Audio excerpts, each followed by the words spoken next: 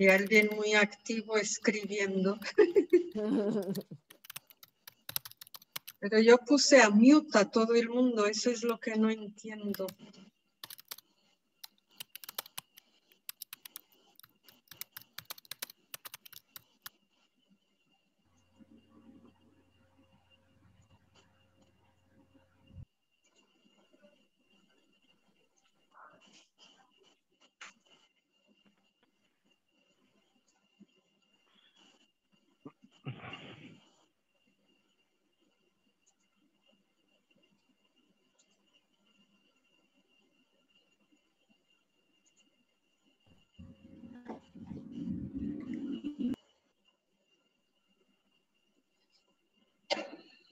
Ok, vamos a empezar. Hola, buenas tardes a todos. Soy Paloma Tzabán, la directora del mercado latino de Disney House Unitours, la operadora más antigua de Israel con más de 95 años en el mercado. Ricky Grunwald está con nosotros, va a hablar hoy sobre el mosaico cultural en Israel. Pero antes de dar la palabra a Ricky, les quisiera hablar un poquito sobre la situación en Israel. Continuamos cerrados para el público individual.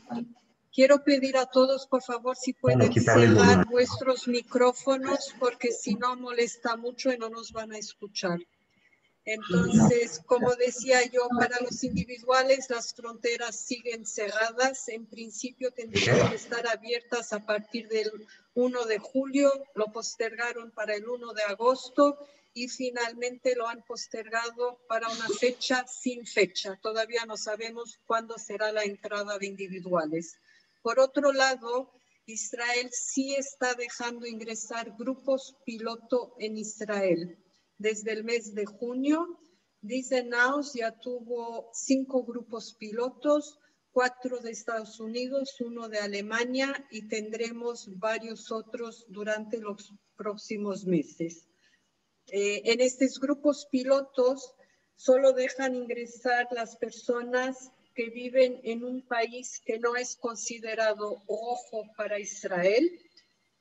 Lamentablemente la mayoría de los países latinos están todos rojos y también algunos en Europa, por ejemplo España se volvió rojo hace 2 días atrás. Estos no pueden ingresar a Israel. Los otros, si tienen las 2 dosis de las vacunas, sí les permiten entrar siempre y cuando es un grupo cerrado y homogéneo. Si tienen después preguntas, con gusto le contestaremos por el chat. Y ahora sí le paso la palabra a Ricky. Hola Ricky, por favor, la pantalla es tuya.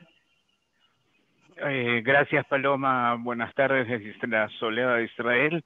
Un día muy cálido hoy. Aquí en el centro del país, desde donde les estoy hablando, tenemos en este momento 33 grados y casi un 70% de humedad. Nosotros nos estamos acercando al pico del verano y en esta zona, en la zona cercana al Mediterráneo, una temporada muy cálida. El encuentro de hoy lo vamos a dedicar a lo que llamamos el mosaico cultural en Israel. Israel es un país muy complicado también para los que vivimos aquí y vamos a ver que quiero pasar la quiero pasar la ¿a la virta? ¿Qué? Nosotros vamos a dedicar el día de hoy a las distintas personas que forman la sociedad israelí. Israel es un mosaico muy complicado y lo que vamos a intentar hacer hoy es simplificar esa complicación. Eso no quiere decir que vamos a terminar el encuentro de hoy teniendo los conceptos claros. Y los quiero tranquilizar porque los conceptos no los tenemos claros a veces los israelíes mismos. Es decir, se nos va a hacer difícil explicar cosas que nosotros mismos se nos hacen difíciles de entender.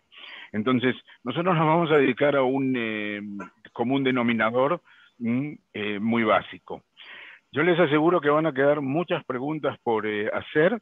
Nosotros estamos aquí abiertos al diálogo. Al final del programa van a ver también nuestros correos electrónicos y nuestros números de WhatsApp. Quiere decir que aquellos conceptos que no hayan quedado claros, no es porque no los queremos hablar, sino que no vamos a tener tiempo, porque esto es un tema muy grande. Vamos a ver qué forma ese mosaico en Israel, y hoy lo vamos a dedicar sobre todo a, y ahora presten atención porque esto es un tema sensible, a religiones y grupos étnicos nacionales. 3 grupos distintos. Se puede ser de una religión y pertenecer a un grupo étnico distinto.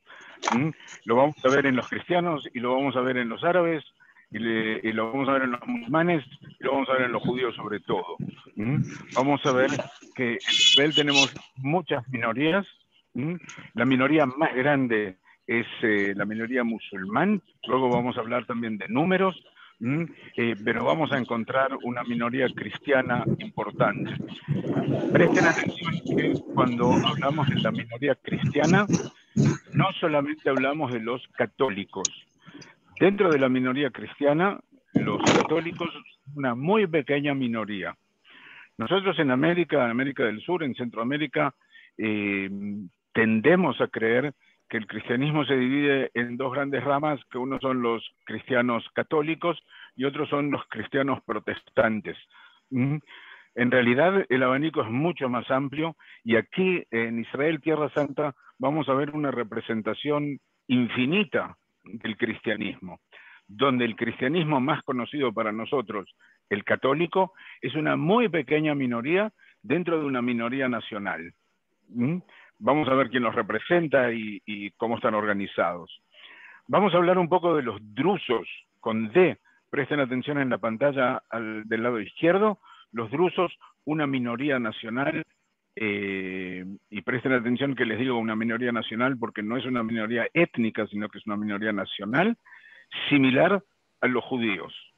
Es decir, se identifican como pueblo, que tienen una religión común.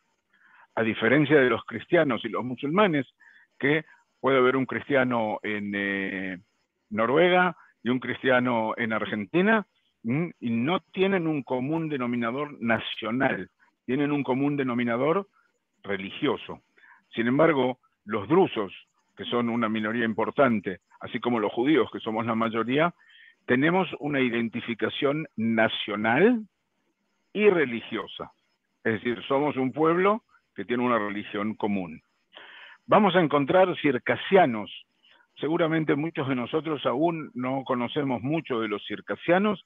Los circasianos son musulmanes, pero no son árabes. Tienen su origen en el Cáucaso, en lo que hoy son las repúblicas, las ex repúblicas o las repúblicas de la ex Unión Soviética, y vamos a encontrar aquí en Israel árabes de ojos claros que hablan en ruso y son musulmanes pero circasianos. Hoy podemos encontrar árabes porque se han casado entre ellos ya hace casi 100 años. Su idioma es a veces ruso y a veces árabe, pero el fenotipo es un fenotipo caucásico. Vamos a encontrar beduinos. Los beduinos son una minoría dentro del Islam. Un poco más adelante vamos a ver las distintas divisiones del Islam, no solamente del Islam. Los beduinos tienen ciertas particularidades, que es, entre otras, que son nómadas. Otra minoría que vamos a encontrar en Israel, que es muy pequeña, hablamos de unos 650 bahá'ís que viven en Israel, pero una minoría importantísima o una presencia muy importante, ya que el centro mundial del Bahá'í está aquí en Israel, en la ciudad de Haifa, en la ciudad de Akko.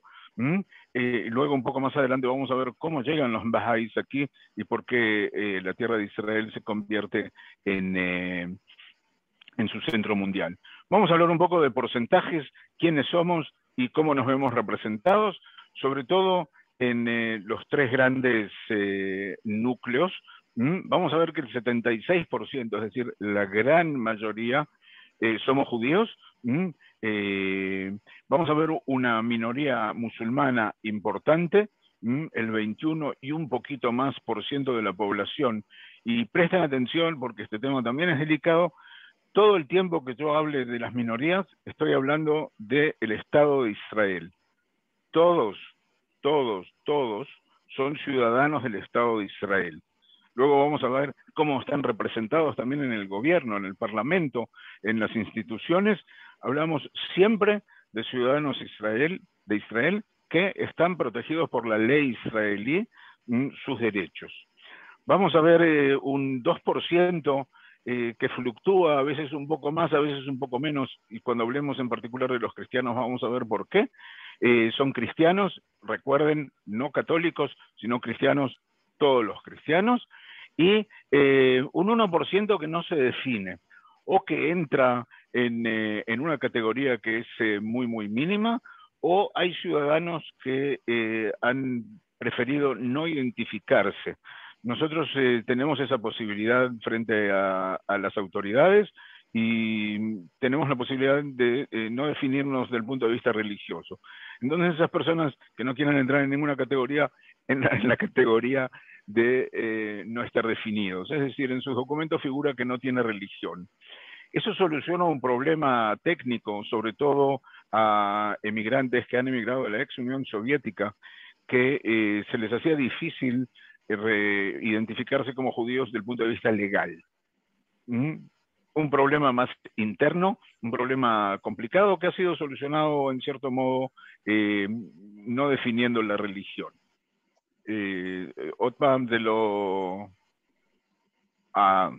Bien, vamos a comenzar con la minoría más importante, la minoría musulmana. Y recuerden, el asunto es complicado. Es complicado también porque el Islam a su vez está subdividido.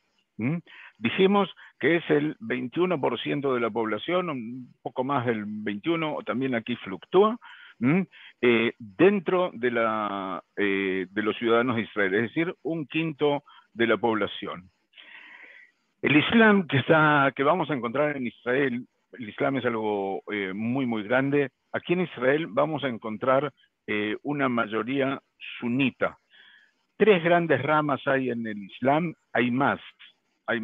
Recuerden que yo estoy hablando ahora en términos muy generales. De las tres grandes ramas, la gran mayoría es sunita y tiene ciertas características. La gran mayoría, 99% de la población árabe musulmana de Israel es sunita, y les dije, es árabe. Es árabe, pertenece a la etnia árabe. Quiere decir eso que árabe es su idioma materno, árabe es su cultura, su gastronomía, su forma de manejar su familia, la forma de vestirse, su cultura, la forma de comportarse, y es por eso que hablamos no solamente de religión, sino también de etnias. Entonces vamos a ver que aquí en Israel identificamos al Islam con los árabes, sobre todo por su idioma.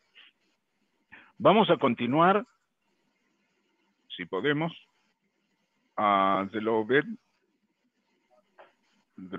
aquí.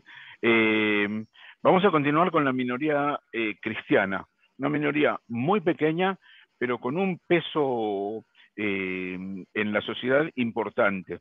Luego vamos a ver que la comunidad cristiana, que está tan subdividida, tiene distintos intereses también dentro de la realidad. Dentro de todo el cristianismo, vamos a encontrar que el Estado de Israel reconoce a 10 iglesias específicas. Cuidado, reconoce a todas, pero 10 orientaciones distintas del cristianismo están reconocidos legalmente en Israel para formalizar actas de nacimiento, matrimonios, efectuar entierros, administrar herencias. ¿Por qué les digo esto? El derecho civil en Israel es muy particular y nosotros somos un país muy joven, nosotros aún no hemos dividido la religión del Estado.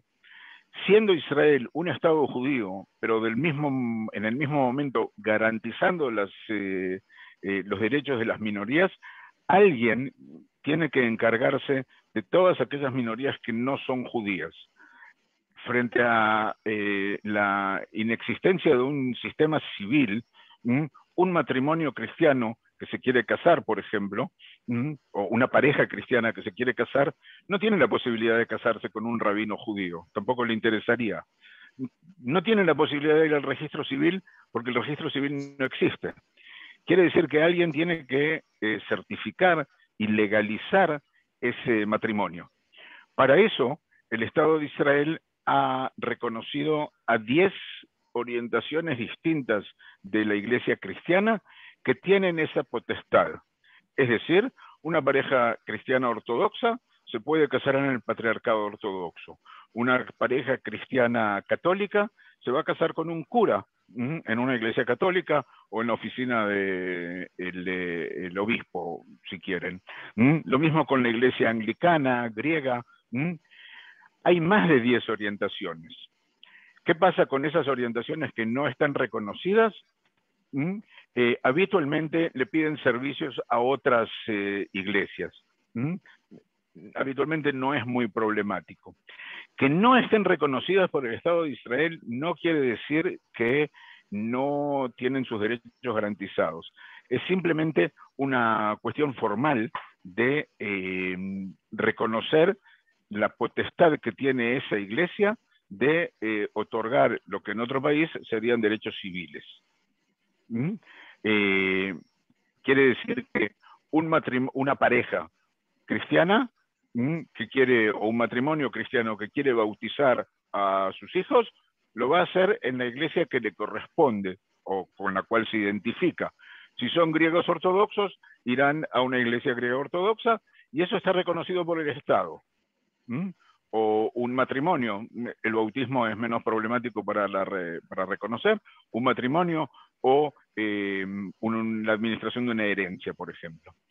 En la foto vemos que abajo dice el presidente de Israel, el señor Rivlin, no es actual, el señor Rivlin ya no es más el presidente de Israel, ha dejado de ser hace cuestión de 3 semanas, pero este programa fue preparado de antes.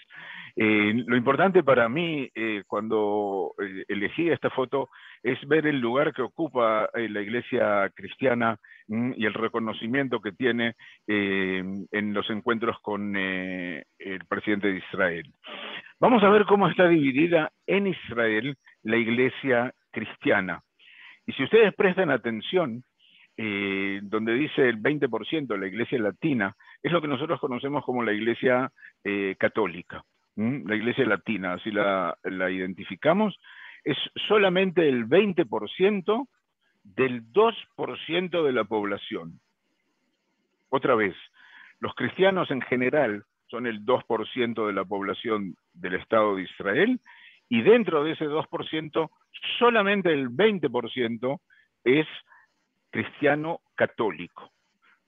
La gran mayoría va a ser la iglesia ortodoxa, que se va a identificar con la iglesia ortodoxa griega. Aquellos que ya hemos visitado Israel, hemos visitado el Santo Sepulcro, por ejemplo. El Santo Sepulcro tiene una subdivisión muy grande y a no ser que vayamos a la misa de las 7 de la mañana al Santo Sepulcro, que está administrada por la Iglesia Latina y su representación los franciscanos, vamos a ver en la entrada del lugar más importante para el cristianismo un pope griego ortodoxo. Ellos son los que tienen la potestad durante la mayoría de las horas de la administración. Todo el Santo Sepulcro, y no solamente el Santo Sepulcro, cuando visitamos la iglesia de la Natividad en Belén, también vamos a ver la división. Aquellos que visitamos Belén conocemos la parte católica que está administrada por los franciscanos, pero cuando vamos a visitar la gruta, entramos en la parte ortodoxa. La arquitectura es distinta, la administración es distinta, la estética es distinta. Dos iglesias que comparten, más de dos en realidad, en el Santo Sepulcro son 7, que comparten un lugar sagrado y lo administran juntos. Lo que nos explica la gráfica ahora es cuál es esa subdivisión. Vean que la iglesia anglicana, que es protestante, figura en la tabla, porque está reconocida por el gobierno de Israel. La iglesia anglicana es una de las 10 iglesias que está reconocida formalmente. Quiere decir que toda la orientación protestante, porque la iglesia anglicana tiene rasgos de iglesia protestante, están representados por ella. Vamos a encontrar la iglesia etíope, una iglesia que tiene unos cientos de personas viviendo de forma fija aquí, tiene una representación también dentro del Santo Sepulcro. Vean, además de las iglesias que figuran aquí, hay infinitas orientaciones del cristianismo.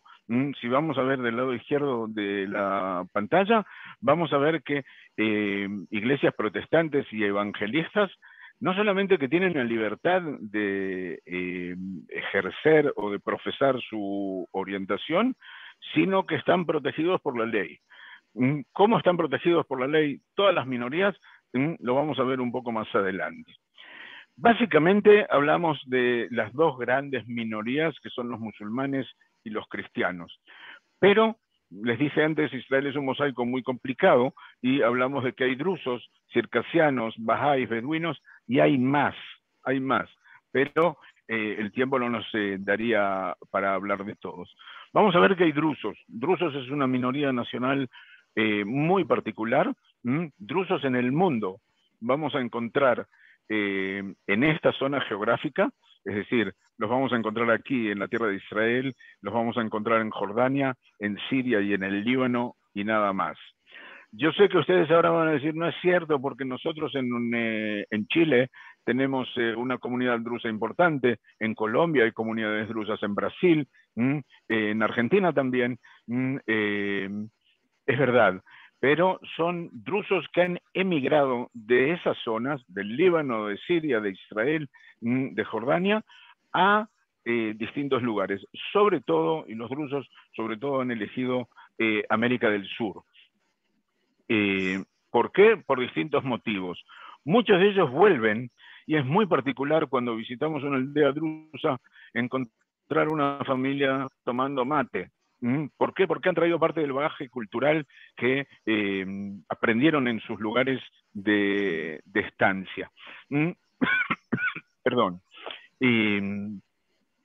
Los drusos, históricamente hablando, son una excepción, una separación del Islam tradicional. Hablamos de una minoría muy pequeña en número, un poco más de 100.000 personas son drusos, y tienen una característica, los drusos todos, de ser fieles al lugar en donde viven. No importa cuál es el lugar. La bandera, dice el druso, que me importa a mí, es la bandera drusa. Lo vamos a ver aquí en la fotografía en una manifestación drusa. Nosotros nos identificamos con el lugar en donde vivimos, pero la identificación primaria es a los drusos. Entonces, un druso que vive en Israel se identifica con el Estado de Israel. Un druso que vive en Jordania se identifica con Jordania. Para el druso es la solución de un problema. Para el resto es más complicado, porque ahora tenemos una familia drusa que está dividida, de parte vive en Jordania y parte vive en Israel, y hubo épocas en que los dos países eran enemigos. Afortunadamente hoy eso se terminó, pero vamos a hablar de una familia drusa que vive en Siria y una familia drusa que vive la misma, otra rama de esa familia. Quiere decir que el conflicto pasa ahora a un nivel más personal. Nosotros vamos a encontrar que la minoría drusa es una minoría que sirve en el ejército de Israel, ha llegado a rangos muy altos, hay un general druso, hay unidades especiales, que todos los soldados de esa unidad son drusos, son excelentísimos rastreadores, son en realidad las unidades que se encargan de hacer el rastreo, porque son unidades que tienen un contacto más directo con la naturaleza. Han vivido siempre en lugares muy pequeños, cerca de la naturaleza, lo mismo que los beduinos, que de ellos vamos a hablar un poco más adelante. No son árabes, a ver, lo voy a decir otra vez, no son árabes y no son musulmanes. Es decir, no entran dentro de la etnia árabe.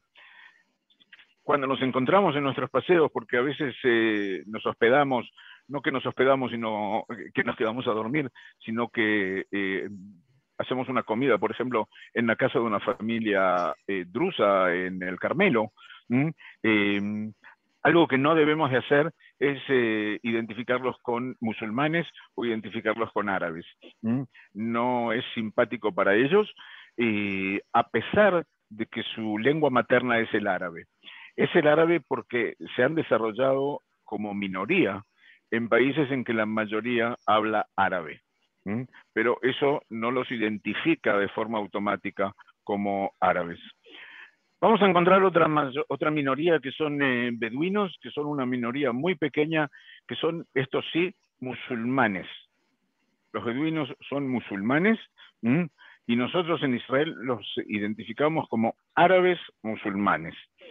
¿Quiénes son los beduinos? Los beduinos es un pueblo nómada, es decir, trashuma de un lugar a otro tras su ganado, buscando las distintas zonas donde el ganado se pueda alimentar, donde hay agua en verano. Recuerden que nosotros estamos en una zona semidesértica. Los vamos a encontrar los beduinos desde la península arábiga hasta el norte de África, dispersos a lo largo de toda esa zona geográfica. En particular, la comunidad beduina que vive en Israel habla árabe y hebreo. Habla árabe y hebreo porque a partir del tercer año escolar, los niños aprenden un segundo idioma, es decir, la escuela de los niños beduinos o de los niños árabes musulmanes es en árabe, todo es en árabe, pero se estudia hebreo como segunda lengua. Quiere decir que esos niños tienen un conocimiento a veces un poco básico, pero la posibilidad sí de estar en contacto con la mayoría de la población que los rodea. Les decía antes, los beduinos son musulmanes sunitas, y el gobierno de Israel, desde la creación del Estado de Israel, ha hecho un esfuerzo muy grande para que las comunidades beduinas se establezcan de forma fija. Los gobiernos de Israel, no importa ahora gobernados por qué partidos estén, han dado grandes incentivos a grandes familias, a clanes de familias beduinas para que se establezcan. Eso permite una superación, sobre todo en la calidad de los servicios que esas comunidades pueden recibir. Es decir, desde escuelas hasta servicios médicos, transporte, salubridad, todo lo que esté vinculado con servicios que la comunidad pueda recibir. Es mucho más fácil vacunar a niños que viven en una dirección, donde nosotros sabemos dónde los podemos encontrar, a vacunar niños que parte del año están en una zona y parte del año están en otra. Lo mismo sucede con tener idea de la natalidad en las familias, quién nace y quién se muere, cuántos beduinos hay y qué necesidades pueden tener. Entonces, de ahí el incentivo que ofrece el gobierno de Israel desde la creación. Nosotros vamos a pasar a otra pequeña minoría, pero muy particular, que son los circasianos. Circasianos, vean que los niños en esta foto están vestidos, y podríamos decir muchas cosas, pero seguro no como en el Medio Oriente. ¿Por qué? Porque el origen de los circasianos está en lo que que antes era Rusia, en el Cáucaso, y en la época turca, es decir, hace 120, 130, 150 años, encontramos que dentro del Imperio Turco, por intereses del Imperio Turco y a veces por castigo del Imperio Turco, hay un movimiento de población. Ese movimiento poblacional o la transferencia de poblaciones de un lugar a otro es a veces un castigo. Es decir, cuando una comunidad en el Cáucaso se rebelaba contra la autoridad turca, parte de esa comunidad era expulsada de su zona y era enviada a otra, habitualmente una zona que se consideraba peor, es decir, nosotros, nuestra zona. Y es así como llegan las primeras comunidades circasianas aquí a la tierra de Israel durante la época turca. Recuerden, son musulmanes, quiere decir que los turcos le van a encontrar una solución dentro del imperio. El imperio turco es un imperio muy grande, lo que va a llevar a que vamos a encontrar circasianos que hablan en turco, o que hablan en ruso, que hablan en árabe, porque viven en un ambiente árabe, y que hablan hebreo. Uno de los problemas serios que tenía hasta hace 20 años la comunidad circasiana es encontrar pareja. Como la comunidad es muy pequeña, hablamos de unos 4.000 ciudadanos israelíes circasianos, se termina el depósito o la posibilidad de encontrar pareja dentro de la comunidad. El problema fue solucionado sobre todo con el comienzo de la llegada de migrantes de la ex Unión Soviética, es decir, lo que nosotros llamamos aquí rusos, que algunos de ellos no eran judíos y no tenían problema en entablar una relación familiar con circasianos. Entonces vamos a encontrar que hoy la comunidad circasiana, que también es muy pequeña, no solo que ha recibido una inyección de jóvenes, chicos o chicas que han formado familia aquí, y los vamos a encontrar sobre todo en dos aldeas importantes en la Galilea, que son 100% circasianas, que son Riania y Kfar Kama. Vamos a encontrar niños circasianos de unos ojos celestes así de grandes, de cabello claro, para nada semitas, al contrario, caucásicos, que hablan un perfecto ruso, porque su mamá o su papá son rusos. Algunos de ellos, uno de los dos de la pareja, habitualmente las mujeres, son cristianas ortodoxas. Entonces vamos a encontrar que hay en las aldeas circasianas familias, o como nosotros las llamamos mixtas, o una familia que ambos padres son cristianos ortodoxos, pero viven dentro de la comunidad circasiana. Desde el principio les dije, complicado, muy complicado.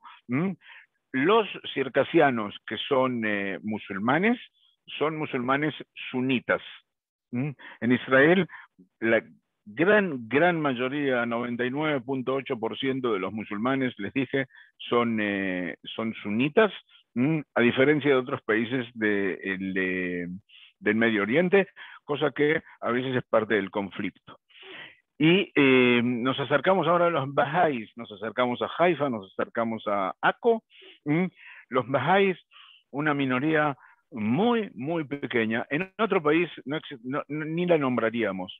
Hablamos de que viven en Israel hoy 650 ciudadanos que son Bahá'ís, pero vamos a tener que explicar por qué. Los Bahá'ís son una excepción, así como los drusos, del Islam tradicional, pero esta excepción sucede geográficamente hablando en lo que hoy identificamos como Irán, Persia de esa época. Surge una persona que se autoproclama el Bab. Bab en árabe quiere decir portón o puerta, y él dice: yo soy el reformador del Islam. En el Islam hay un concepto que dice que se reformará o vendrá un nuevo profeta cada 1000 años, y antes de que se cumplan los 1000 años de época de Mahoma, vamos a encontrar que este personaje se autoproclama el Bab, aquel que ha sido el designado, y propone una serie de reformas a el Islam tradicional.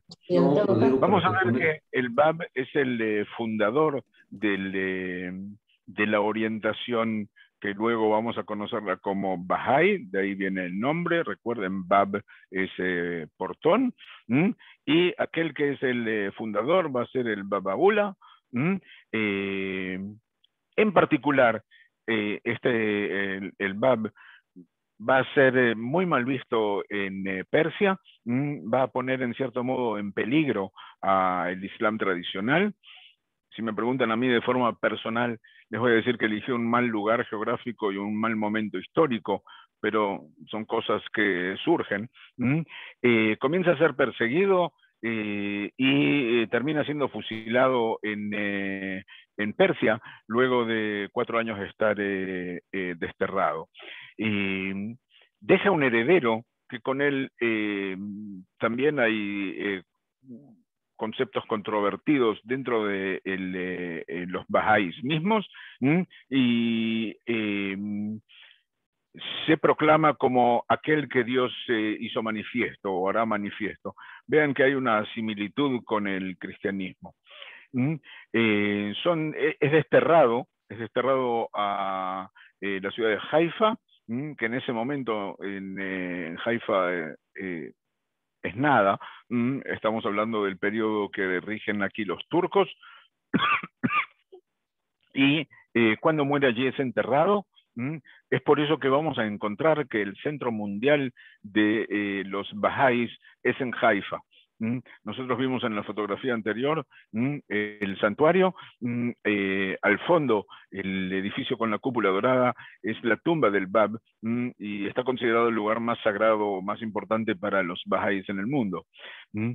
Hoy los bahá'ís reconocen a Haifa y a Israel como su centro mundial.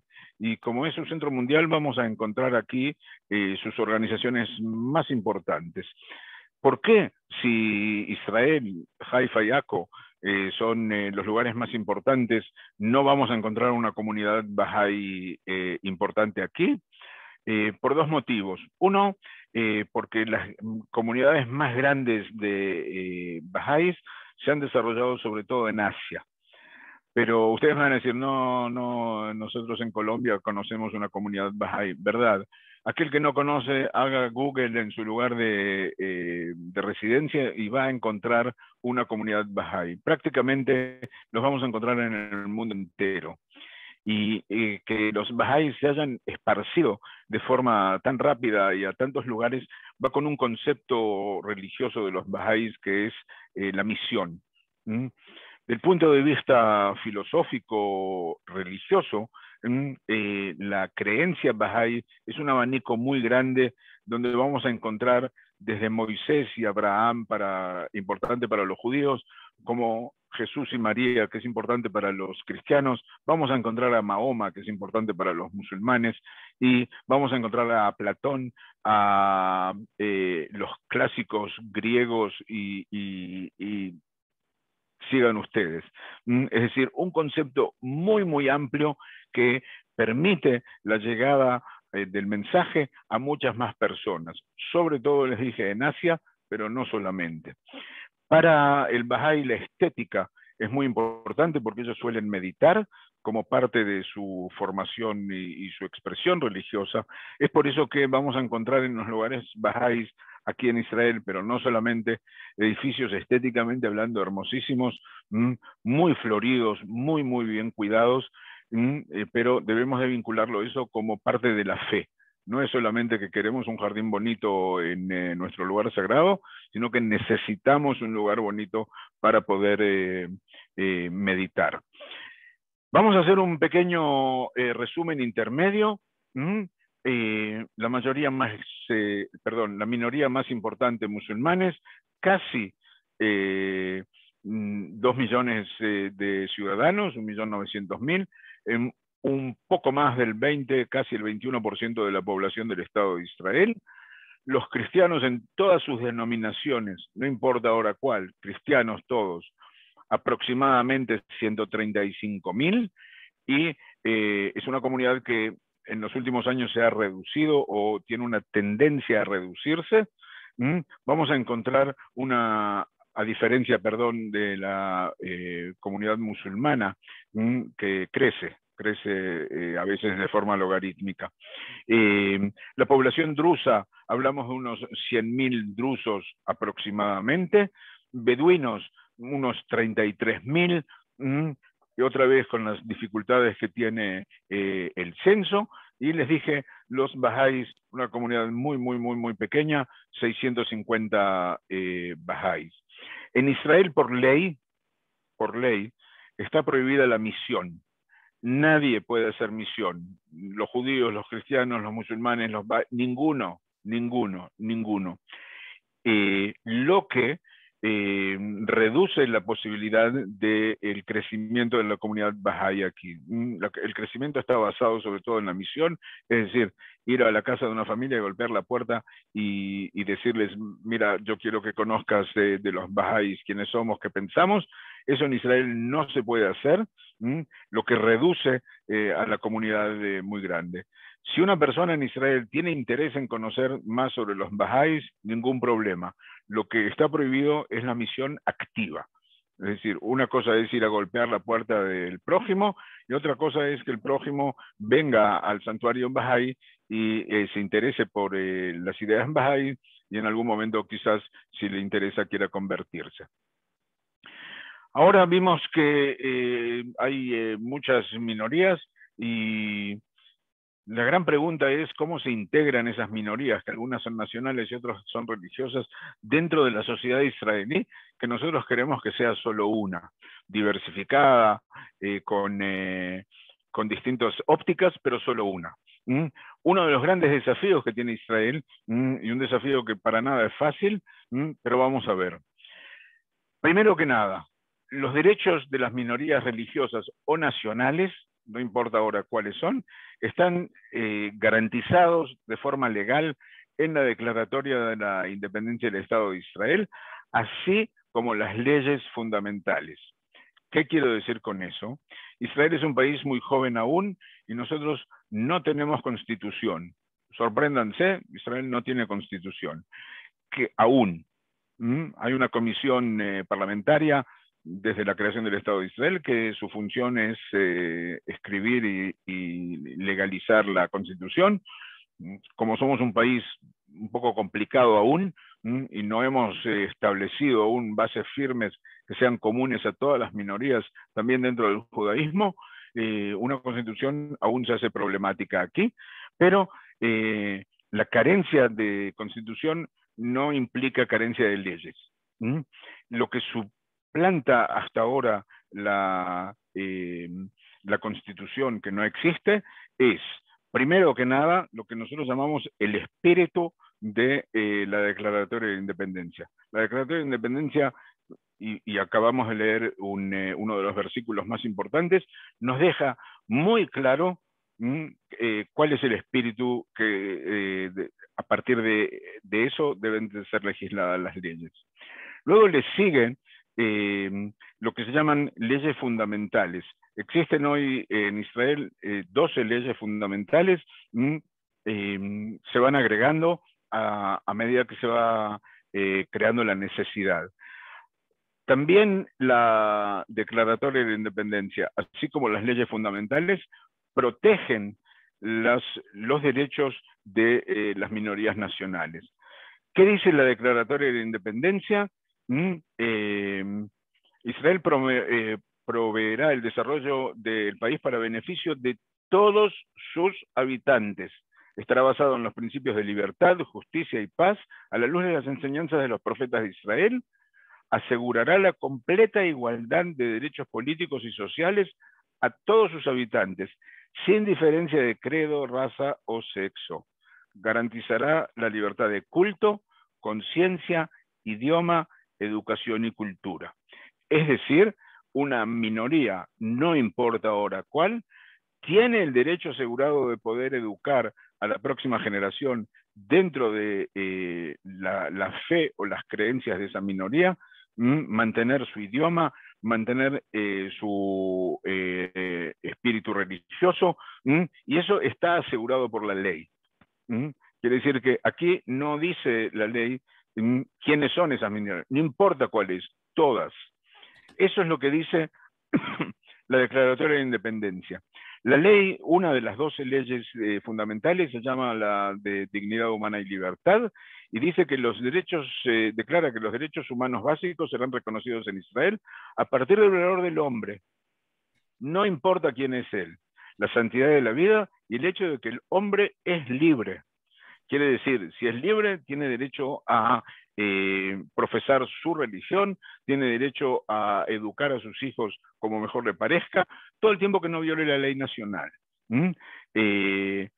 Tienen la posibilidad de entrar y regresar al país de forma libre,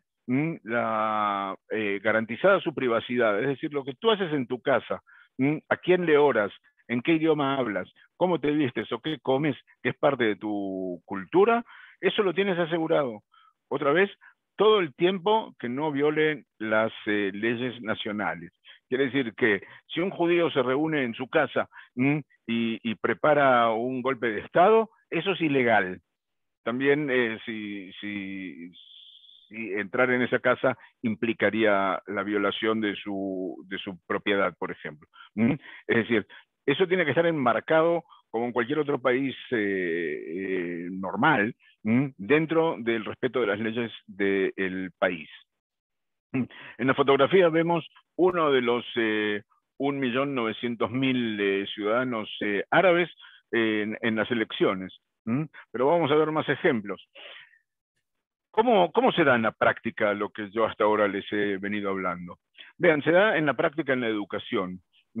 Desde orientaciones de escuelas que sean escuelas árabes musulmanes o árabes cristianas, la iglesia cristiana en todas sus orientaciones, pero por sobre todo la católica, que es lo más importante en eso, tienen la potestad de, y son las únicas minorías, no hay otra minoría que lo pueda hacer, tampoco la mayoría lo puede hacer, nosotros los judíos no lo podemos hacer, de tener escuelas privadas donde se garantiza, por un lado, que esas escuelas estudien los programas oficiales israelíes, el mínimo por lo menos que es obligatorio, y a eso se le sume en una iglesia cristiana catequesis, o en una iglesia musulmana estudiar el poeta nacional o un poeta musulmán o árabe muy importante, o la importancia del Ramadán en los musulmanes o de la Navidad en las escuelas cristianas.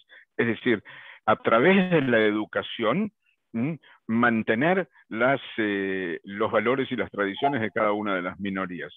Vamos a ver en la fotografía un pope donde dice inserción social en la sociedad israelí.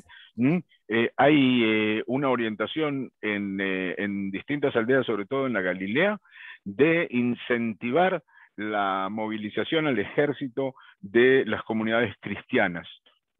Hoy, por ley, las comunidades cristianas, sobre todo los hombres cristianos, tienen derecho a movilizarse al ejército de Israel, no es obligación, y hay una orientación que identifica la movilidad social sobre todo, o la inserción social, a través del servicio en el ejército. Ese proyecto, esa idea, la lleva a cabo adelante un pope ortodoxo, que es el que vemos aquí en la fotografía.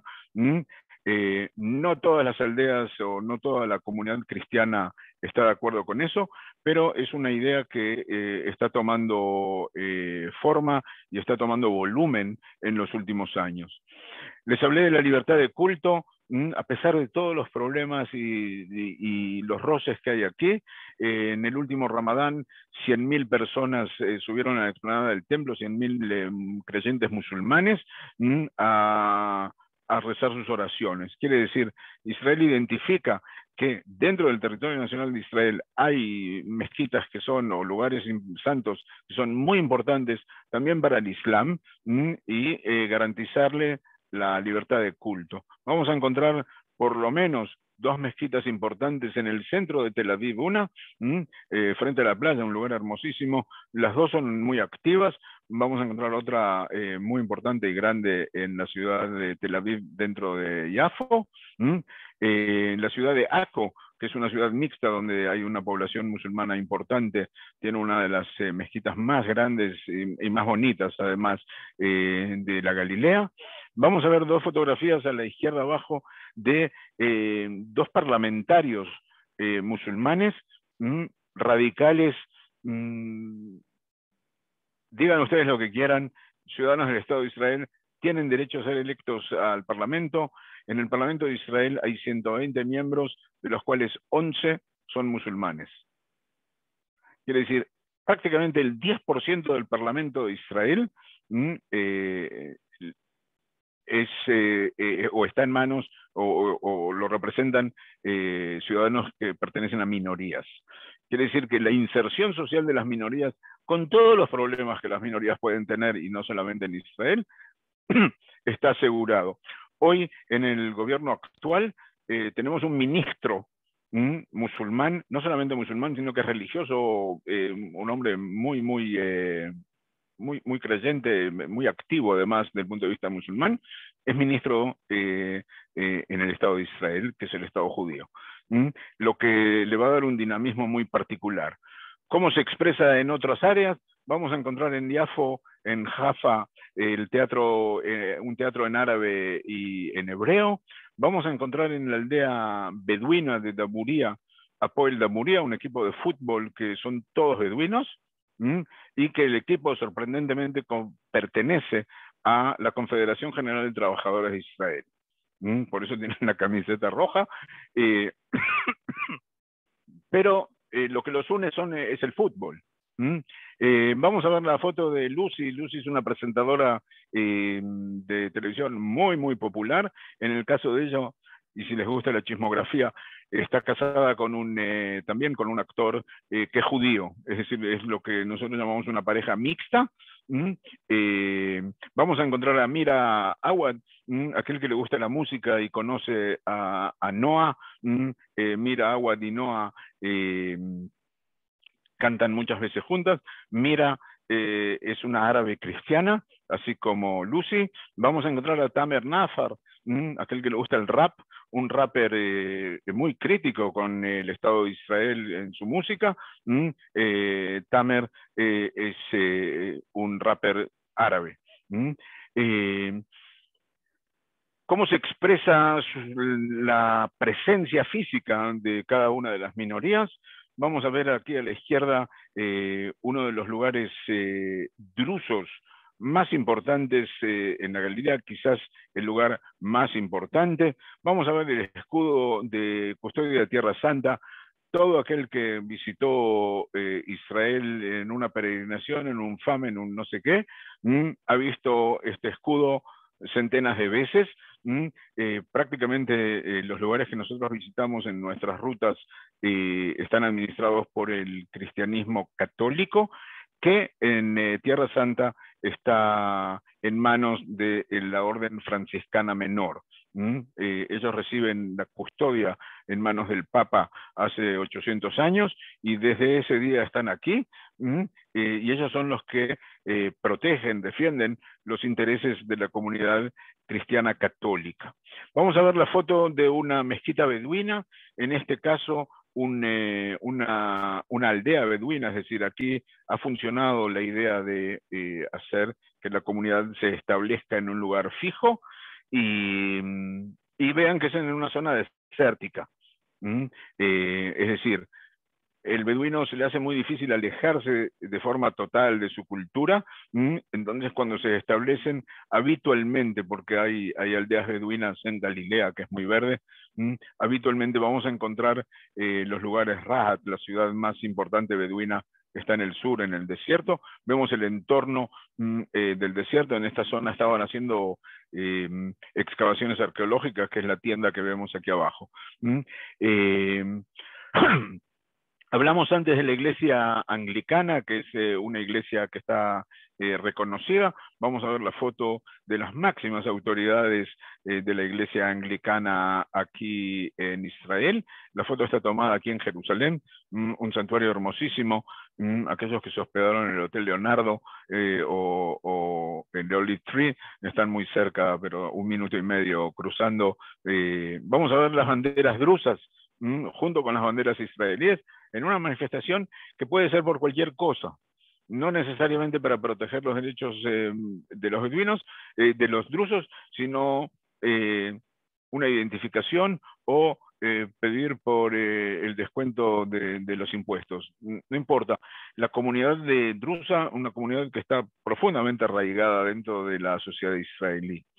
Vamos a ver mujeres beduinas en cursos que están auspiciados en este caso por el Ministerio de Agricultura, donde se trata de que la mujer beduina salga de su rol tradicional de estar en la casa y cuidar a los hijos, para que pueda aprender o distintas técnicas o distintas cosas que le permitan una cierta independencia económica también a la familia. Vamos a ver propaganda electoral. Vean lo gracioso de esta fotografía y lo particular que es el Estado de Israel. Esta es una fotografía de una campaña, de la campaña electoral del 2020, no de estas elecciones últimas, antes. El que está en la foto es Gantz, era en ese momento el número 1 del Partido Azul y Blanco, que en su rol anterior había sido el comandante en jefe del ejército de Israel. Es decir, la foto del ex comandante en jefe del ejército de Israel, que hoy es un postulante a ser primer ministro, escrita en árabe, en una aldea árabe, por lo verde debe ser la Galilea. Es decir, nosotros somos una mezcla prácticamente indivisible, que vivimos juntos, compartimos juntos muchas cosas. Y si les digo que compartimos juntos muchas cosas, de 24 jugadores que tiene la selección nacional, 12 son pertenecientes a minorías. Todos son árabes, hay árabes cristianos y árabes musulmanes, pero todos son árabes. Quiere decir entonces que cuando Israel juega un partido internacional, gran parte del goleador de la selección es árabe, gran parte de los jugadores que están vistiendo la camiseta de Israel, cantando el himno de Israel, emocionándose sí o no con la bandera de Israel, van a ser ciudadanos árabes, musulmanes o cristianos. No es común en muchos lugares, es una de nuestras particularidades, y estos jugadores durante su carrera, muchos, no todos, juegan en clubes nacionales. Hay algunos que ya juegan en Europa, juegan en clubes nacionales y están integrados a la liga como cualquier otro jugador. Pero vean, el 50% de la selección, cuando la comunidad árabe, ya sea cristiana o musulmana, representa el 20% de la población. Quiere decir que en la selección tienen una presencia mucho mayor. ¿Cuáles son las perspectivas del futuro? Porque, para ser sinceros, yo he hablado sobre todo de las partes optimistas.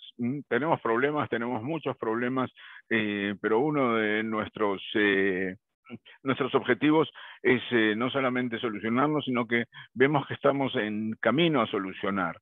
Tienen altibajos, no todos de color rosa, pero nosotros creemos que vamos por la buena senda, por lo menos por ahora. ¿Cuáles son las perspectivas de futuro? Si nosotros miramos las estadísticas, vamos a ver que con todos los problemas y todo, las minorías nacionales o étnicas no solo que han venido integrándose de forma progresiva a la sociedad israelí desde la creación del Estado, 70 años atrás, con la creación del Estado de Israel, había ciertos estigmas sociales, culturales con respecto a las minorías. Hoy el sistema educativo ha logrado cambiar muchos de ellos, no todos, no siempre, pero la gran mayoría. Podemos encontrar ciudadanos de las minorías nacionales o étnicas prácticamente en todas las áreas de la sociedad israelí, en la economía, en la cultura, en el comercio, en el deporte, en el arte, prácticamente en todas las áreas vamos a encontrar ciertos representantes de minorías. Uno va a ser beduino, uno va a ser un árabe musulmán, uno va a ser un druso y otro va a ser un árabe cristiano. Pero en la gran mayoría vamos a encontrar representantes de las minorías. Vean, Israel es muchas veces acusado de la discriminación y de la limitación de los derechos de algunas de sus minorías, sobre todo de la minoría musulmana. Demográficamente hablando, la minoría musulmana ha tenido un crecimiento logarítmico desde la creación del Estado de Israel. Es decir, hablamos de una comunidad que, a pesar de todos los problemas, ha crecido como no ha crecido ninguna otra comunidad. Lo que nos da la pauta de que esa comunidad que comenzó hace 72 años como una comunidad muy pequeña, ha encontrado una tierra fértil para desarrollarse, a pesar de todos los problemas. La calidad de vida y el bienestar social que tienen las comunidades, sobre todo musulmanas, pero en general la comunidad árabe dentro del Estado de Israel, es sensiblemente más alta que cualquiera de los países que nos rodea. Lo que hace a Israel, también si nosotros no somos una persona que estamos 100% identificados con los valores que tiene el Estado de Israel, lo que nos hace encontrar aquí en Israel, como parte de la minoría, un lugar donde establecerme. A pesar de todos los problemas y todos los altibajos, Israel es una sociedad muy joven y por ser joven es también muy receptiva, dispuesta a enfrentarse y ansiosa de enfrentarse a los desafíos. Nosotros aquí tenemos un desafío muy grande. No todos los países lo han solucionado. Desafortunadamente nosotros vemos qué sucede en Europa, distintas minorías, cómo se expresan, qué canales de expresión tienen, a veces son violentos. Aquí vamos a encontrar estaciones de radio que transmiten solamente en árabe, estaciones de televisión. Vamos a ver muchas casas que tienen platos parabólicas para ver países árabes. Vamos a encontrar teatro, cine árabe, es decir, una sociedad que también da la posibilidad a las minorías de expresarse. Sin duda, uno de los desafíos más grandes que tiene hoy la sociedad civil israelí es integrar de forma total, o por lo menos, si no total, más aún, a las distintas partes de las minorías, es decir, las distintas partes que forman este mosaico que es fascinante a mi criterio, que se llama el Estado de Israel. ¿Dónde aparece todo esto en nuestros programas? Porque en definitiva nosotros trabajamos en turismo. Vean, aquel que visitó Haifa, sin duda lo vio también, si no quiso, los santuarios bahá'ís. Habitualmente subimos a un mirador a verlos, lo que nos permite también la posibilidad de contar y explicar quiénes son los bahá'ís, en nuestras visitas al Monte Carmelo. Tenemos posibilidad también, y hay grupos que lo hacen, de hospedarse, por lo menos para una comida, con una familia drusa en el Monte Carmelo, si ya estamos en el Carmelo. Aquellos que hemos subido al Monte Tabor, que somos la gran mayoría de los que visitamos Israel, vamos a cruzar, porque es imposible llegar al Monte Tabor sin cruzar, por ejemplo, Daburía o Shibli, que son dos aldeas beduinas que están a la falda del Monte Carmelo. Tenemos la posibilidad de hacer un paseo en camello en el sur de Israel y vincularnos más con las comunidades beduinas, que parte de ellos han desarrollado una hacienda turística que incluye, por ejemplo, un paseo en camello, que podría ser una idea excelente para un grupo que hay gente joven o de cuerpo o de espíritu, y están dispuestos a dedicar una hora a un atractivo distinto. Quiere decir que eso nos permite también vincularnos con las comunidades minoritarias. Si hablamos de la comunidad circasiana, no podemos dejar de hablar de la gastronomía circasiana, que es fascinante, y tenemos la posibilidad, cuando estamos en Galilea, de visitar una de las aldeas circasianas que ofrecen también la posibilidad de probar su gastronomía, porque es una mezcla fascinante, fascinante de comida que ha venido del Cáucaso con comida del Medio Oriente, con comida mediterránea, una mezcla súper exótica, muy sabrosa, no los podemos perder, no nos podemos perder de comer, si tenemos la posibilidad, cuando visitamos el Carmelo, en un lugar druso, en este caso las empanadillas drusas estas están rellenas de carne molida, con piñones, con hierbabuena, habitualmente acompañadas con salsas muy frescas, con ensaladas muy frescas, muy mediterráneos, con garbanzos, con tahini, con sésamo, el café beduino, un café amargo, muy fuerte, muy pequeño, pero el café en realidad es la posibilidad que nos permite en el desierto de reunirnos alrededor de una pequeña fogata, escuchar historias, escuchar la sabiduría de nuestros ancianos, un encuentro familiar, un encuentro de la tribu. Hoy en el sur de Israel existen tiendas beduinas que se pueden visitar de forma turística, o lo que podríamos decir un turismo un poco más étnico. Incluso podemos dormir en una tienda beduina, desde en un zimmer hasta en la tienda misma, sobre un colchón en el piso. Quiere decir que las posibilidades son muchas.